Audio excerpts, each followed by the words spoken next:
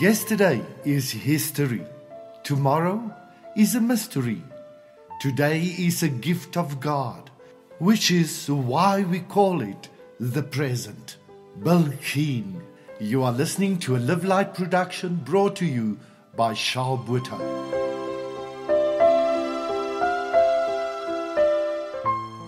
May I ask you, what did you do after you've woken up this morning? Well, if you like most of us, your answer would sound something like, as usual, I started to prepare for the day. I did my makeup, I shaved, and I got everything ready that I'm going to need for the day.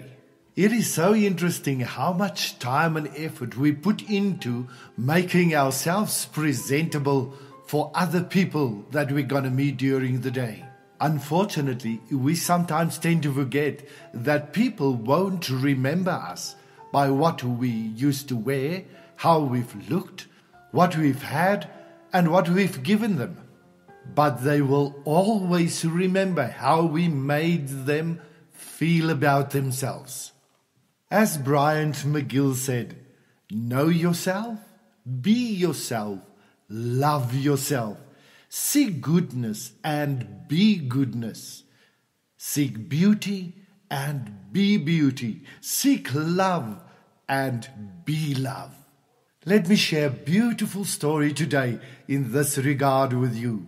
Fred Craddock was a lecturer at Phillips Theological Seminary in the United States. He tells of a time he was on holiday in Tennessee. He and his wife were having dinner at a restaurant when an old man started talking to them, asking them how they were doing and if they were enjoying their holiday. When the old man asked Fred what he did for a living, Fred saw the chance to get rid of him and answered, I'm a preacher. Oh, a preacher? That's great. Let me tell you a story about a preacher. The old man sat down at the table and started to speak. And as he did, Fred's annoyance was changed to one of profound humility. The old man explained that he was a bastard, in the literal rather than the figurative sense. He was born without knowing who his real father was, a source of great shame in a small town in the early 20th century. One day, a new preacher came to the local church. The old man explained that as a youngster he had never gone to church, but one Sunday decided to go along and hear the new pastor preach. The illegitimate boy went back again and then again. In fact, he started attending just about every week.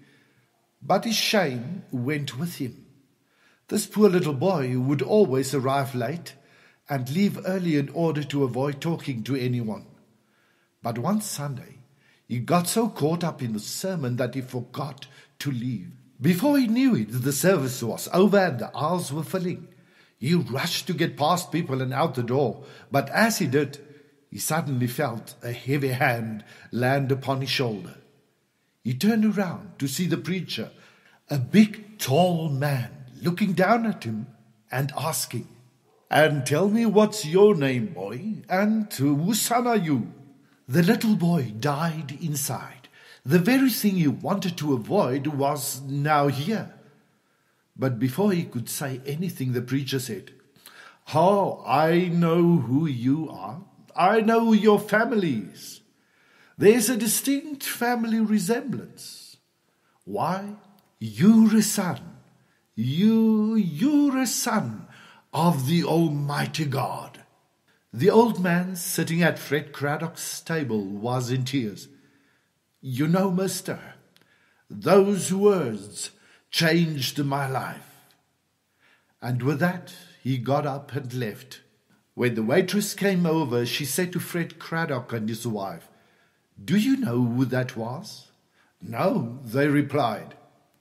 That was Ben Hooper, the two-term governor of Tennessee.